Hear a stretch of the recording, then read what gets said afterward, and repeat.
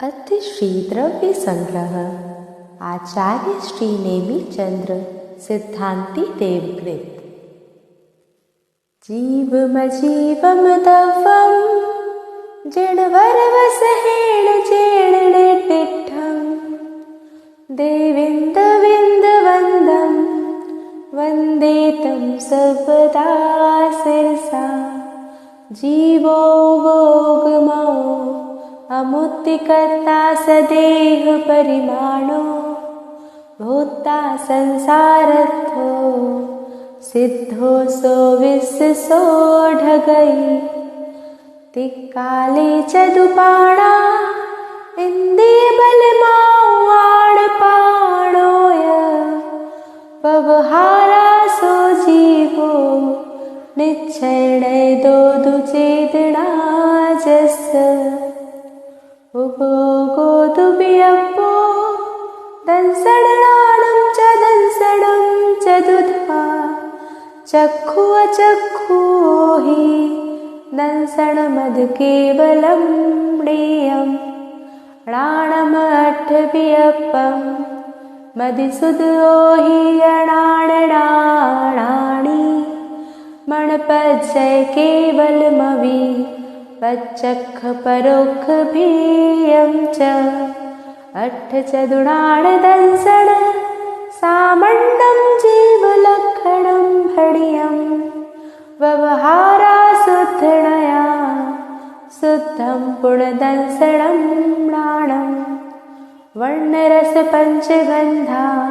दो भासा अट्ठनिच्छया जीवे रोसन्ति अमुक्ति तदो व्यवहारा मुक्तिबन्धादो। पुग्गलकम्मादीनं कत्ता व्यवहार दो दुडेच्छेदो चेदणकम्माणदा शुद्धणया शुद्धभावाणं व्यवहारा सुखदुःखं पुग्गलकम्मफलं पभुञ्जेदि आदानिच्छेणेदो चेदण भावं कुवादस। अणुगुरुदेह पमाणो उपसंहारप्पसप्पदो चेदा असमुहदो व्यवहारा निच्छेणेदो असंख्यदेशो वा। पुडवी जलते उवाऊ पणपदी विविधावरेन्दी विगतिग चदुपर्ण चक्खा दस जीवा होन्ति संखादि। समणामणाडेया पंचिन्दियडिम्मणा परे सवे पादर सुमेन्दी सवे पज्जत इतराय। मग्गण गुण ठाणे ही 14 ही हवन्ति तः शुद्धणया विण्णेया संसारी सवे शुद्धाहु शुद्धणया। ऋक्कम्माट्ठ गुणा किंचूणाचरम देह दो सिद्धा लोयकठिदाणेच्छा उपादवैहिं संयुक्ता।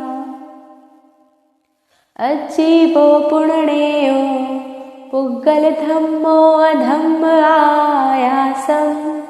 कालो पुग्गलमुत्तो ब्रुवादिगुणो अमुक्ति से साधु। सद्दो बन्धो सुमो थूलो संठाण भेदतं छाया उज्जोदादव सहिया पुग्गल तवस पचाया। गई परिणयाण धम्मो पुग्गल जीवाण गमन सहयारी तोयं जहमच्छाणम् अच्छन्ताणेव सोडे। ठाण जुदाण धम्मो पुग्गल जीवाण ठाण सहयारी छाया जह पहियाणं गच्छन्ताणेव सोधरै। अवगासिताण जोगं जीवादीडं वियाण आयासं चिह्नं लोकागासम् अल्लोगागासमिति दुविहम् धम्मा धम्मा कालो पुग्गल जीवाय सन्ति जावदिये आयासे सो लोगो तत्तो परतो अलोगुत्तो दव परिवट्ट रोगो जो सो कालो हवे व्यवहारो पणिमाणादि लखो वट्टण लखो य परमठ्ठो लोयायास पदेसे इक्किक्के जेठिया हुए इक्किक्का रेणाणं रासे विभ ते कालाणु असंख्य पाणि एवं छप्पेयमिदं जीवा जीवप भेददो दब्बम् उत्तम काल विजुत्तम नादव्वा पंच अधिकायादु संति जदो तेणे दे अतिथि भड़न्ति जिन्वराजम्हा कायाइव बहुदेशा तम्मा कायाय अतिकायाय होन्ति असंख्या जीवे धम्मा धम्मे अनंत आयासे मुत्तेति विपदेसा कालस्य गुणा तेण सो काओ एय पदेसो बियणु राणा खंदपदेश दो होती बहुदेशो बयारा तेण यकाओ भड़न्ति सपण्णु जावदियं आयासम् अविभागी पुग्गलाणुपतट्ठं तं कुपदेशं जाने सव्वाणुत्थान दाडरिहम् आसव बंधन संवर ऋचर मोखा सपुण्य पावाजे जीवा जीव विशेषा देवी समासेन पभणामो आसवदी जेण कम्मं परिणामेणप्पणो सवण्णीयो भावासवो शृणुत्तो कम्मासवडं परो होदि मिच्छत्ता विरतिपमात् तजोगको धादोथ विण्णीया पण दसति चदु कमसो भेदादुपूपस्स प्राणावर्णादीडं जोगं तं पुग्गलं समासवति दव्वासवो सणेयो अणेयभ्येयो जिणखादो वज्झधिकं मम जेणतु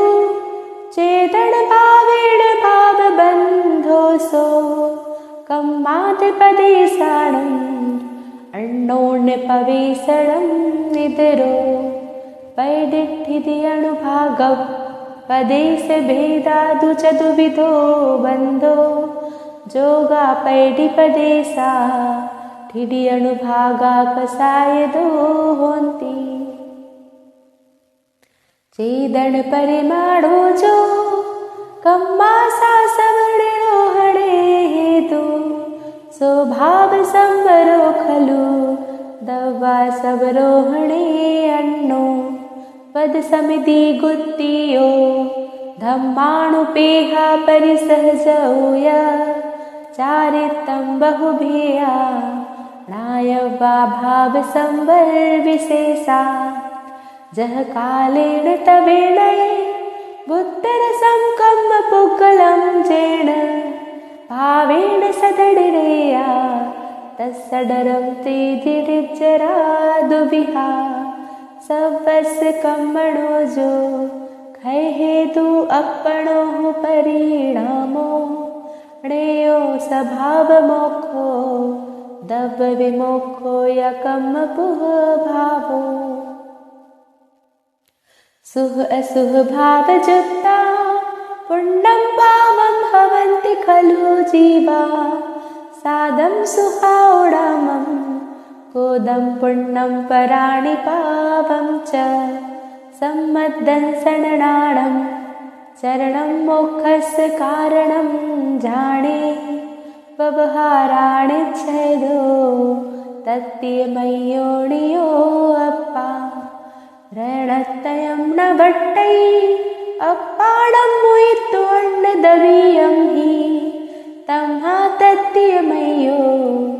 ओदिहु मोक्षस्य कारणं नादा जीवादि सद्दहणं सम्मत्तं रूपमप्पणो तं तु दुर्भिणवेशविमुखं णाणं सम्मं कुहोदि सदीजं हि संशय विमोह विभ्वं विवच्यमप्परसरूपस्य कहणं सम्मं नाणं सायारमणेयभेयं च सामण्णं गहणं भावाणं डेवकट्टुमायारम् अविशेषदूण अट्ठे दंसणमिति भण्णये समे दंसणपुप्पं नाणं छदमत्थाणं नडोर्नियुगा जुगवं जम्मा केवली नाहि जुगवं तु ते दोवि असुहादो विडिवित्ति सुहिपवित्ति अजानचारितं वद समिति गुत्तिरूपं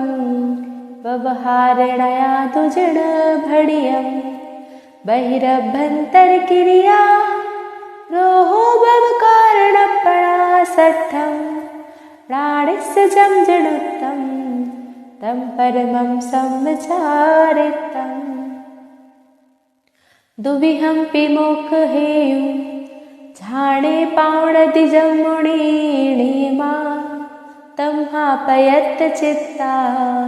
जूयं झाडं समभसः मामुच्छ मारच्छ मादुस्सह इट्ठेसु थिरमिच्छै जय चित्तं विचित्र झाणपसेथिये पणति से 16 छप्पण